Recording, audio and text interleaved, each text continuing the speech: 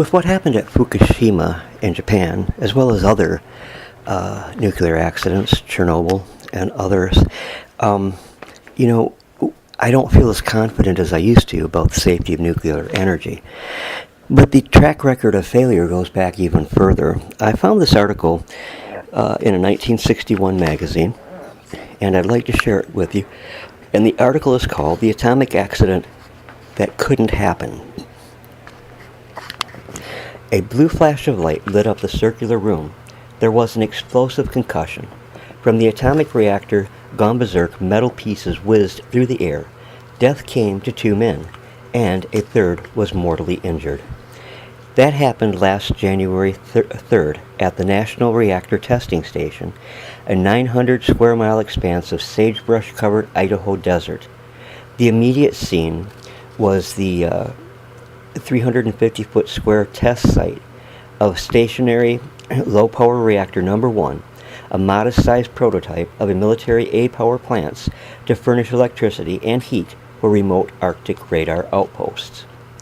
It was our first fatal reactor accident, and the more stunning because this reactor was considered accident-proof. Did an unknown peril threaten the country's ambitious plans to harness nuclear power? Within 24 hours, the Atomic Energy Commission launched a full-scale investigation, and now the report is in. This is the story of what eyewitnesses saw and how the A sleuths pieced together the clues of the mystery blast.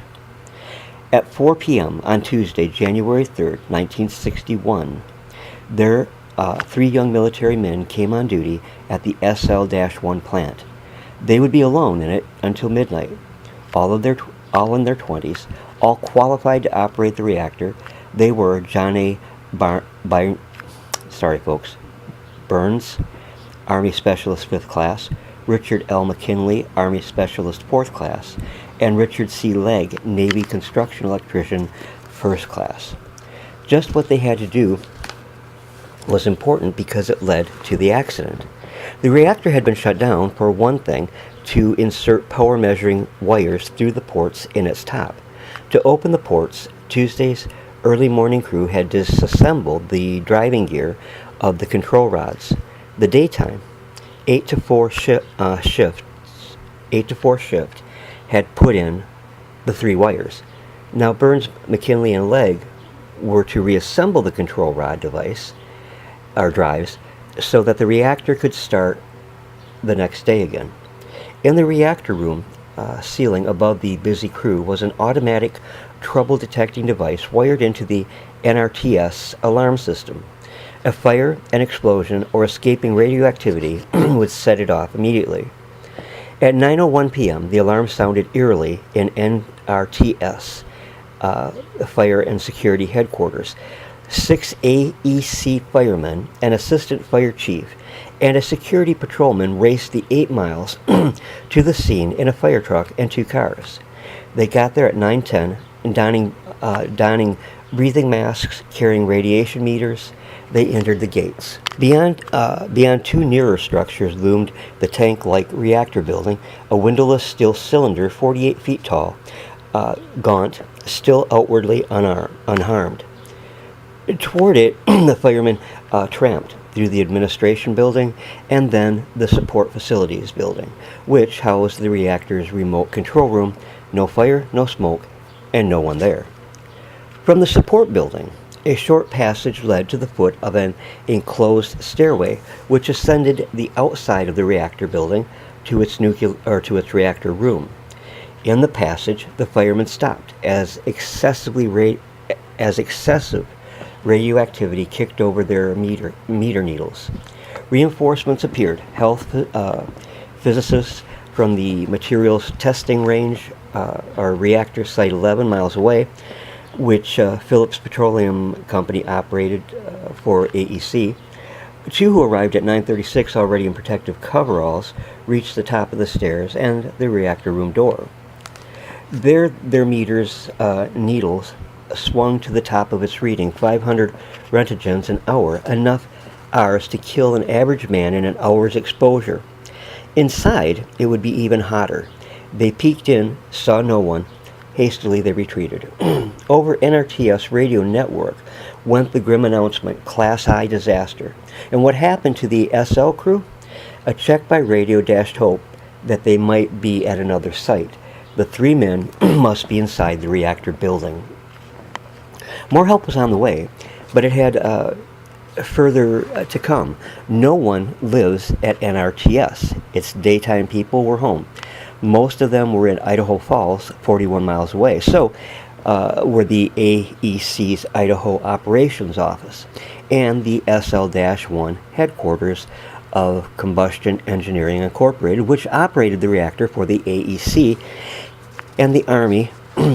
So raising key men to get there took 35 minutes. In cars barreling over U.S. Highway 20, they were speeding to the scene. And time was running out. If anyone was still alive in that hellhole of radioactivity, his exposure to radiation was rapidly nearing a fatal dose. But were there any survivors? Might a rescue attempt only swell the casualties? If the reactor had run away, it might now be hair-triggered, ready, at a slight jar, to lash out again. The dilemma ended with the arrival of 4 combustion engineering men. Quickly they weighed the appalling risk, the slim chance of saving anyone, and made a heroic decision. They were going in. At 10:35, CE's supervisor for plant operations and its health physicist entered the reactor room, and within 2 minutes they returned. They had seen 2 men. One was moving. All 4 CE men and the AEC health physicist now braved the room's perils. Working with desperate speed, in 3 minutes they put the living man on a stretcher, saw the other was dead, and were downstairs with their human burden. An ambulance took the rescued man to Highway 20. Meeting it there, an AEC doctor found the man dead of a head wound, and he could not possibly have survived. At 10:48, another heroic party of 2 military men and 2 from Phillips went in and saw the lifeless body of the 3rd man lodged in the ceiling. The 2nd body was recovered Wednesday evening, the 3rd the following Monday. Unabated, the radioactivity near the reactor proved as high as 1,000 Rs an hour, but advanced planning reduced exposures. Timed with a stopwatch, 2 well-rehearsed servicemen picked up the 2nd body and were out before their allotted 60 seconds was up. Army men from Dugway Proving Grounds, Utah, got the last body down from the ceiling. A crane boom poked through a cargo door, swung a net over the reactor lest any falling objects jar it. 5 teams of 2 men each, working in relays, lowered the body into the net, and the crane backed out with it. Concussion had killed these 2 crewmen instantly, medical examination revealed. All 3, besides, were fatally exposed to radiation, as if from a shotgun. Radioactive particles were driven into their bodies by the blast, and the victims were so hot that it was 20 days before funerals could even be held. They were buried in lead-lined vaults. A team of 5 investigators, headed by Curtis A. Nelson, director of AEC's Division of Inspection, arrived shortly after the blast and began sifting for clues. Photos of the scarred reactor room were soon in their hands. A cameraman in mask and coveralls, given 30 seconds for his task, took the first on January 5th. Clearly, the reactor had exploded. Its metal cover was wrenched upward. Heavy fittings called shield plugs closing the reactor ports had been sent flying. 2 were embedded in the ceiling, but only over the reactor was a light bulb broken. Others were still burning. A steam blast would hardly be so localized straight up. Apparently, water had been explosively hurled from the reactor. Proof that the reactor ran away was announced on January 19th. A brass screw of the crewman's cigarette lighter, AEC analysts found, contained copper-64. So did a brass watch band buckle worn by another victim. And the 3rd man's gold ring was gold-198. Only in one way could those telltale radioactive substances had been formed, by flying neutrons from a runaway chain reaction. On February 22nd, a camera on a crane boom got the first pictures of the reactor's wrecked interior. Observers with telescopes atop a wooden tower 200 feet away directed the crane man, but even a Navy photo interpreter could not tell from the pictures whether the reactor was safe. Thus, entering the reactor room was forbidden after recovery of the crewmen's bodies, which the first photos had helped plan. For 3 months, until probes found the reactor empty of water and safe, new clues were hard to get. So, for more light, the probers turned to delving into the 2-year-old SL-1's past history, and what they found was enough to make their hair stand on end. Designer and builder of SL-1 was the famed Argonne National Laboratory, Tiffany of reactor makers. Much of its design was admirable. Some out-of-the-ordinary features proved otherwise. Immersed in water, the core's fuel elements were shaped like square organ pipes and contained uranium-235, and the heat of its chain reaction boiled the water. The steam ran a 200 kilowatt turbo generator and warmed air for heating.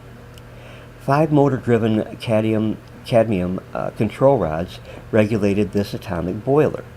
Lowering them into the core stopped the heat-producing chain reaction. Raising them started and accelerated it. Since water had to surround the fuel for the chain reaction to occur, such a water boiler reactor was supposed to be runaway-proof. Steam bubbles would push the water away from overheating fuel elements and halt an out-of-control chain reaction. True, that could eject a geyser of hot water and steam if the control rods were pulled out far and fast. But if SL-1's fuel elements went, safety valves could handle anything that happened because its control rods, motor drives, enforced safe limits on the rod's travel and speed. But what would happen when the rods were not connected to their drives? Overlooking this eventuality was the flaw in the reasoning because of a decidedly unusual feature of the SL-1's design. One control rod, the center one, was strong enough to start up the reactor all by itself, and when this rod was disconnected and moved by hand, one man could undo all the runaway proofing. On January 3rd, using a T-shaped handle, a crewman had to lift this 80-pound rod just high enough to reconnect it to its driving pinion. Not more than 4 inches, said his instruction manual. Raise it 16 inches and the sleeping reactor would come to life. 22 inches and the awakening could be violent. A simple safety stop could have guarded against that, and the SL-1 had none. A mock-up of the center rod was built. Trials proved a strong man could have yanked it high enough and fast enough to cause the runaway. The most likely scene at the moment of the accident, the A detectives concluded, was this. A crewman was lifting the center rod, possibly another was helping him. But pulling so hard could have been no careless slip. Why do it? The SL-1's operating log revealed a likely answer. Sticking control rods had plagued the SL-1's crew 40 times in the last 2 months. Sometimes the binding of the 2 rods in their close-fitting housings was so severe that a crewman with a pipe wrench had to help the motor pull one out. So this, said the sleuths, was their suggested hypothesis of what happened. When the crewman tugged at the center rod, it balked. To free it, he gave a mighty heave, like a stuck window coming unstuck. The rod suddenly shot upward, and the explosion followed. But control rods were not all that was out of order. Another unusual SL-1 feature was this. To prolong the life of the core, it was crammed with a 3-year supply, 30 pounds of enriched uranium. That was altogether too much for the control rods, unaided, to hold in check. So poison strips, so-called because they weaken the chain reaction, of aluminum-coated boron were tack welded to the outside of the aluminum-clad fuel elements. As the uranium burned, so would the boron. The idea was fine, the material faulty.